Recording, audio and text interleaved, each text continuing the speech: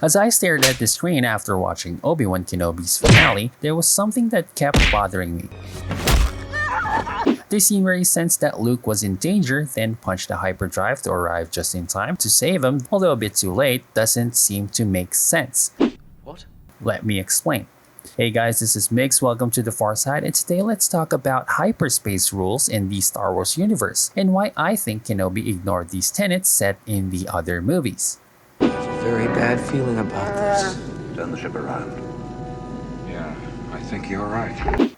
During the chase, Roken lent Obi-Wan the ship's dropship so he can lure Vader away to some random moon. After the duel, we see the ship engage its hyperdrive, which is in and of itself a rare thing. As the name suggests, ships like this are used to drop personnel between ships or on a planet's surface. Most often than not, they don't even have a hyperdrive. There are some instances like the X-Wings and other ships were modified by the Rebellion, but let's go ahead and assume this is fine. In the logic of this show, why does it have to have one? Well, because it needs to go from point A to point B really fast.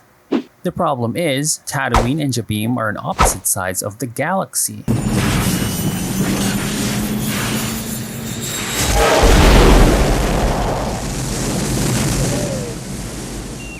Well, since leaving the planet, the Devastator and the Shuttle were traveling on sublight speed, so they never got too far from the system. According to sources, the Star Wars galaxy is a whopping 120,000 light years from end to end. In comparison, the Milky Way galaxy is 100,000 light years across. Taking this into consideration and plugging in the standard galactic grid navigators use, we get a rough estimate of the distance between Jabiim and Tatooine to be 46,956 light years.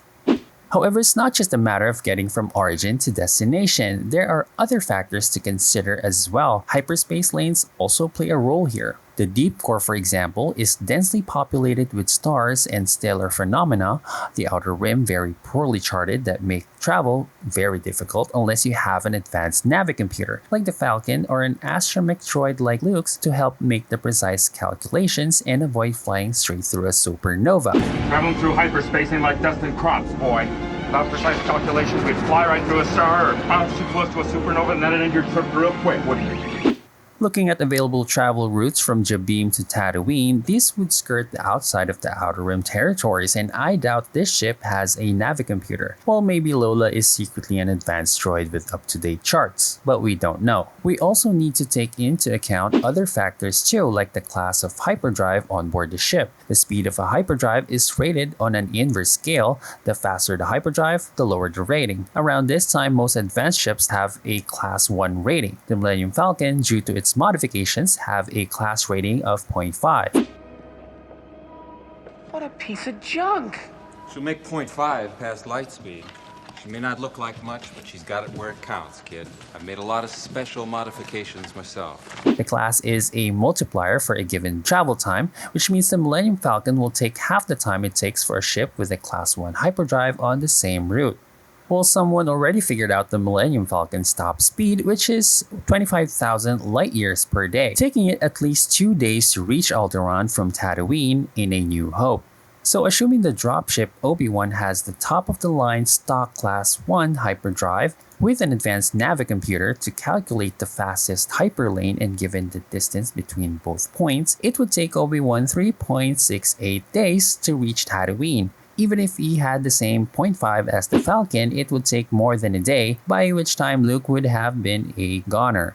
You might say that in A New Hope, it looks like they were just hanging around for a couple of minutes. What are you talking about? Travel times have been clearly demonstrated. Geonosis and Tatooine are described as less than a parsec away from each other, but it took Padme and Anakin a few hours to get there in Attack of the Clones.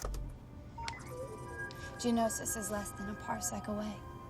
If he's still alive.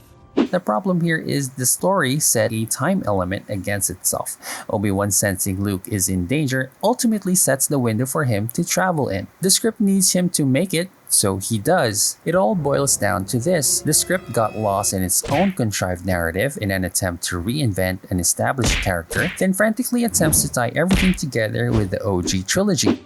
I'm sorry. For all of it. In other words, they change their own rules so the characters end up where they need to in the script, and then shove as many fan service moments so our brain melts and we forget common sense. Hello there. Hello there. Anyway, I'm sure it will be explained in the novelization or comic somewhere, so who cares? That's it for me, guys. Thank you for watching Far Side, and please consider a like if you like this content. Once again, this has been Mix. Stay safe out there and see you on the next one.